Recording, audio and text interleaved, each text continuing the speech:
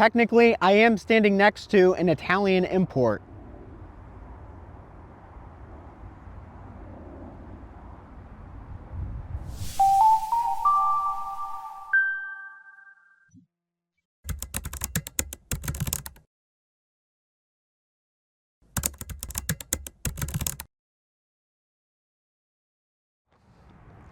Before we start today's video, my name is Andrew Lambrecht. I'm a project engineer here at Ever, and I'm also a contributor at Inside EVs and Business Insider covering electric cars. If you're new to the brand, we are Ever, America's largest independent EV store. We have an inventory of several hundred used electric vehicles, and if you're looking to sell your current EV, visit evercars.com/sell, and then you can get an offer within minutes. That is evercars.com. No haggling, no pressure. Now let's dive into the Fiat 500e. Surprisingly, Fiat was actually one of the early players in the modern EV space, launching the original 500e as a 2013 model year. This original 500e is a lot different than the one I'm standing in front of because that one was a compliance car basically built to appease regulators. The original offered 87 miles of range and used a modified platform of the internal combustion engine Fiat. Flash forward, FCA phased out the 500e in 2019, leaving somewhat of an EV drought for Fiat USA. This drought ended in 2024 when its successor arrived in the US market. It's still called the 500e, but now it's on a completely different platform and features massive exterior and interior refreshes.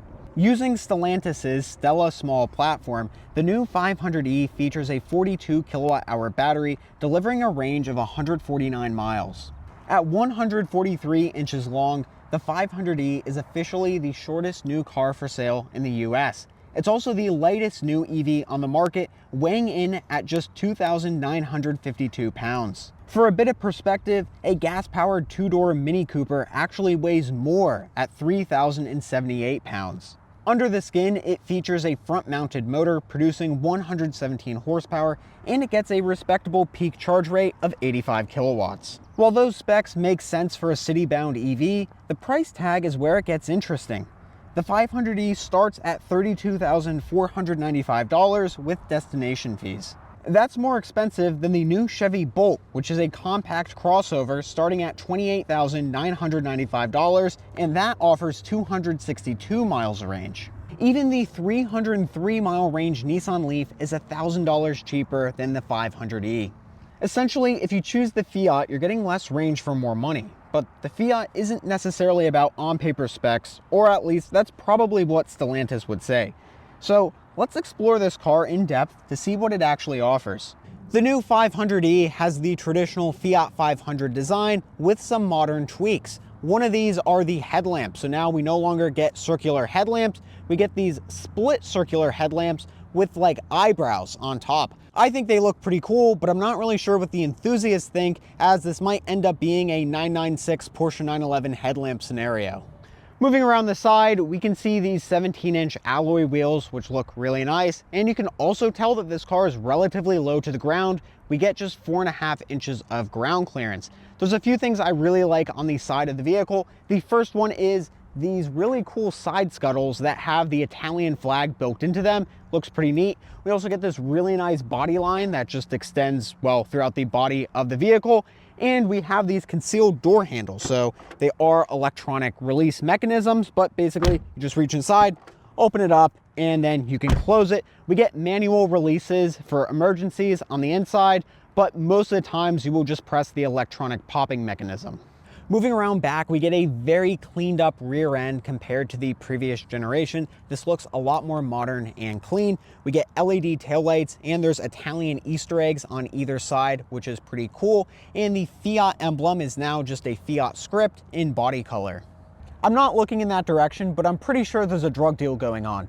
But on the topic of colors, you've probably noticed that this car is very red, and that's because this is the Fiat 500e Edition Red. So if you're familiar with Apple products and their product red lineup, this is the same thing going on, but just for the Fiat 500e, which is a car. So if you buy a Fiat 500e brand new, a portion of the proceeds will go to help combat HIV and AIDS, which is kind of cool. Or at least that's where they say the money's going.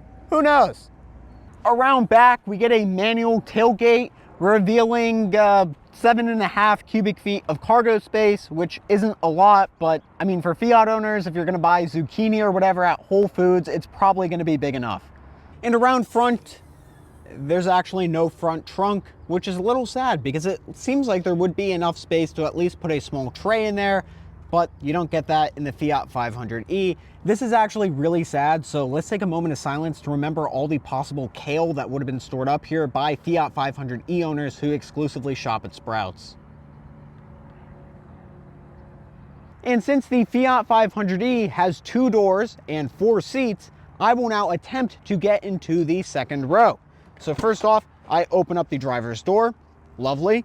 And now I pull the small lever behind the driver's seat, which pushes it slightly forward. And now I can get inside the second row. And getting inside isn't too bad. I bring back the seat. It actually needs to move back a little bit more, but nevertheless, I am now in the back row of the Fiat 500e. All right, backseat review. So, you know, it's not terrible back here. I could imagine being kidnapped would be worse than this, but there are some amenities. We do have an armrest. It's on the right side if I'm sitting on this seat, or if I'm on the left seat, the driver's side seat, then you get one on the left side, which is really nice. No center armrest, but we can make do with our current situation. And we do have a cup holder, which is located right here, and a small storage area. Moving to the front seats, we can close the door, and we get a pretty solid thunk. On the door, we get an electronic release up top. It's a little button, and then there is a manual release located down here, and I do not want to break eye contact, so I will feel around. There it is. That is the manual release located down there, but there is a lot of plastic on this door panel, which is a little depressing. So lots of plastic up here, lower, and there is a little bit of cloth on the midsection, but for the most part, this door panel is pretty much all cheap plastic. These front seats are manually adjustable. Sadly, they are not heated, though they are pretty comfortable, and I think this driving position is really good. The steering wheel feels very nice. It's not leather wrapped, it's like leatherette wrapped, but I think it still feels pretty premium. We get 2 digital displays, one for the gauge cluster and then one for the center infotainment, and we get wireless Apple CarPlay and Android Auto. I generally like the layout of this interior. I think it's pretty ergonomic. We have a nice row of buttons for the climate control, so very easy to adjust fan speed, temperature, all that stuff. You don't have to fumble around through the infotainment screen. We also have our drive selector right here, so we can go from park, reverse, neutral, drive, all through a click of a button. It's not my favorite drive selector, but it gets the job done. We also get 2 USB ports. There's one located up here and then one in the center console. There is a USB-C port also in the center console. I wish everything would be USB-C in this interior, but we do have some straggler USB-A ports left behind. Our volume knob is located in the center, and we get a wireless charging tray located right underneath the screen. And what's cool about this is there is the skyline of Turin embossed into the tray. That's pretty cool. And before we talk about software, I will leave you with 3 interesting things about this interior. The first interesting thing is the 6-speaker sound system. It's not particularly great. The second thing is this body color match trim piece located in the dashboard. I think it gives this car a really cool flair. I like the look, and you get this in all of the edition red Fiat 500s. And finally, there is a cup holder located in this center console area. You actually pull on this little trim piece, and then it comes down, and then I can get my Ever water bottle, evercars.com, to get a cash offer on your EV within minutes. And then I can put that bottle in the cup holder, and then I can drive in peace. All right, software time in the 500e. So this uses Stellantis's Uconnect system, which is okay. First off, we have maps built into the car. So if we want to do a road trip, let's say we want to go to Los Angeles, just because I programmed that in, you then press drive, and now it will calculate our route down to Los Angeles. Nice. However, there is no built-in EV route planning, so you will have to manually adjust your charging stops. And the thing that's not too great about this is the fact that this is not particularly sophisticated, because it will show us level 2 chargers. Like, that's not very helpful. You will arrive at your destination at 11:04 p.m. And that 11:04 p.m. is without charging stops, and now it's just showing us a bunch of slow chargers to charge on our way down to Los Angeles, even though we have 74% battery, and it wants us to make charging stops in Palo Alto, which is just a little bit south of San Francisco. Not off to a good start. While the EV route planning isn't really there, the screen is relatively responsive, as you can see. It's not too bad with my finger inputs. I think it's actually relatively respectable, and we get this cool kind of range map that shows us how far we can go on our current charge, and I really like that. Next up, we have our climate control menu located right here, and it takes a little bit of time to react, but nevertheless, I click on there. Now we got our climate controls up. You also have all your climate control buttons located down here, and I think this is really nice. I appreciate all these buttons, but if you do want some more adjustments, you can use this screen. We also have phone connectivity, so my phone was connected. It has Apple CarPlay and Android Auto, and both of which are wireless, which is really nice. So if you are planning out an EV road trip, I really recommend doing it in Google Maps before you go on your road trip, and then just use Apple CarPlay so you can see all your stops. Next up, we have some vehicle controls. First off, I'm not a huge fan of the layout of this. You click on controls, and then there's like a button off to the left that says screen off, and then you touch it again. A little weird. We have an EV menu, which is kind of cool. We can see our instantaneous power consumption from the climate controls or the electric motor. I like that. We also have charging schedules that we can adjust, which is fine. And there is an AC charging level. So I had this on a lower setting because I wanted the car to charge a little bit slower overnight. But you can adjust the current coming into the battery pack on a scale from 1 to 5, which is a little weird. I don't know why it just doesn't say, like 24, 20 amps, etc. But you can choose on a scale of 1 to 5. There are no charging limits in this vehicle, but at least there is a pretty decent buffer built in, so I wouldn't really worry too much about long-term battery health. We have some more settings here. Once again, I'm just not a huge fan of this Uconnect layout. It's a little difficult to use, and there's not a ton of additional settings that are really noteworthy to talk about. Now, shifting our gauge over to the driver's display, I really like this. I think this is very intuitive. We see our battery percentage right there, our range, temperature, everything vital we have within view. I like this a lot. Surrounding our speedometer, it shows us our speed based on the road we're on and a power gauge. So if you accelerate, this gauge goes into the power area, and if you regen, it goes into the charge zone. What's cool is you can slightly customize the screen by using the steering wheel buttons. So if I go down, we can have a slightly different look, which is pretty cool. And then we can get our power gauge off to the right. We can also see our map in the driver's display, which is a nice touch. Overall, I think this setup is fine. It's not very sophisticated. We don't get EV route planners or anything like that, but we do have wireless CarPlay and Android Auto. And I think this setup is fine, and it still maintains the Fiat charm while being relatively modern. In terms of charging, we get a rear-mounted charging port, AC on top, DC on the bottom. And what's really cool about this car is despite having a 42 kilowatt hour battery, and by the way, 37.6 of those 42 kilowatt hours are usable, so there's roughly a 12% buffer built in. We get an 11 kilowatt onboard AC charger, which is kind of a crazy ratio because that's a very beefy onboard charger given that the entire battery pack is only 42 kilowatt hours. So that means you can go from 0 to 100% on a level 2 home charger in about 4 hours, which is really quick. We also have a peak DC charging rate of 85 kilowatts, and you could probably go from 10 to 80% in about 30 minutes. Fiat says you can go from 0 to 80% in 35 minutes, but I'd say 30 minutes is pretty realistic from 10 to 80%. So this car charges pretty well, all things considered. Now let's get this thing out on the road and see how it drives. Driving the Fiat 500e. I feel like I'm cruising down the coast of Amalfi, except I'm just in traffic in San Francisco. Not quite as cool. Now, coming through this corner, it's not really that much of an intense corner or anything. The handling's fine. You would think it would be a little bit better given that this thing is under 3,000 pounds and has a really low center of gravity, but I'd say it's just average. Now, acceleration on the other hand, I think is actually really good. So flooring it right there, yeah, this thing accelerates up to speed perfectly fine. I think the quoted 0 to 60 time is about 8 seconds, and I think that is plenty quick in a car of this caliber. Right now I'm driving at 60 miles per hour, and if I floor the accelerator, I still think it has pretty solid passing power. The steering feel in here is very light when you compare it to some other vehicles, particularly the Mini Cooper SE, the 2022 through 2024.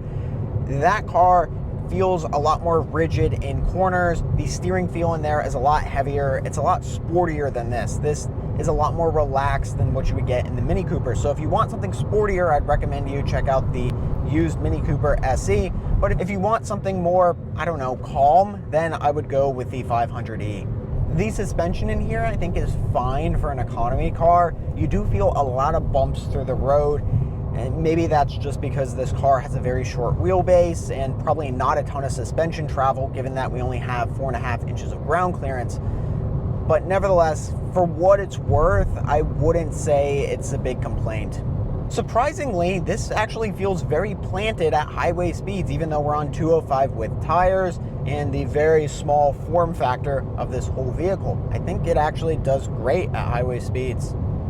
Oh, and I totally didn't mention this, but the 500e actually has one pedal driving. That's really cool, but it's weird to access the one pedal drive mode. It's not like a setting where you just click, yes, I want one pedal driving. It's different than that. So there are 3 main drive modes. You have normal, range, and Sherpa. In normal mode, it will drive like a normal internal combustion engine vehicle would. You let off the accelerator, maybe there's a tiny bit of off-pedal regen, but then you'll have to press on the brake pedal to get additional regen. It's a blended brake pedal in that setting.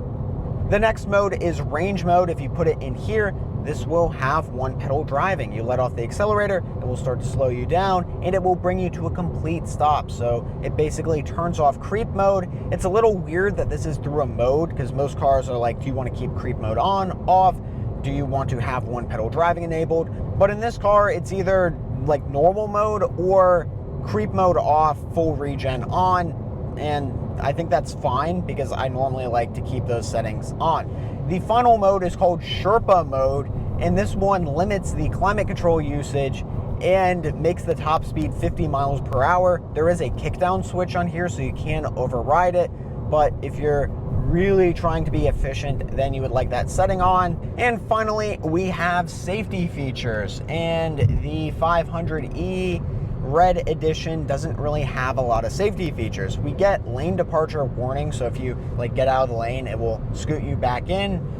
And we have emergency braking and a backup camera, nothing else really. We don't get a blind spot monitor, no adaptive cruise control, no lane centering, nothing like that on the base trim Fiat 500e. But this thing is still like $32,500, and I feel like you should be getting those features as standard, considering a base Toyota Corolla hybrid, which is like 25 grand, has lane centering and adaptive cruise control. So that's a little disappointing. But if you do get the higher trim level Fiat 500es, then you will get adaptive cruise control and I believe lane centering.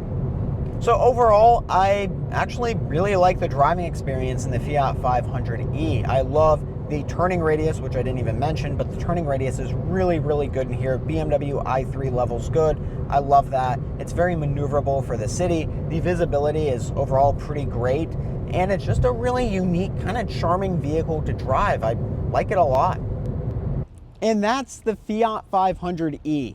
You know, on paper, this car really doesn't make a ton of sense. It's $32,500, it offers about 150 miles of range, which I still think is fine for city driving. But when you compare this to cars like the Chevy Bolt and the new Nissan Leaf, the value proposition here just isn't really a thing. But with that said, I think there are 2 things to consider when it comes to the 500e. The first thing is just the design. It's a very charming vehicle, and it kind of has a cool aesthetic to it. I really like the way this car looks and the way it drives. It's a fun, very maneuverable car for driving around town, and I think there is some value in there. The second thing is used Fiat 500es have really come down in price. In fact, you can find examples like this, which are priced at around $20,000 with under 10,000 miles on the odometer. These used prices are really coming down, and honestly, I think this car should have been at around the $25,000 mark when it was new anyways. On a slightly different note, one thing to consider is that the Fiat 500e is made by Stellantis, so long-term reliability might always be a little questionable. The good thing is you still get an 8-year, 100,000-mile battery warranty for peace of mind. As my final verdict, the Fiat 500e is definitely not for everyone. But if you happen to be in the market for a Torino-built, product-red two-door that is 143 inches long, Fiat still has you covered. If you enjoyed today's video, please tell your non-EV friends to subscribe to the Evercars official YouTube channel. If they don't, stare at them until they do.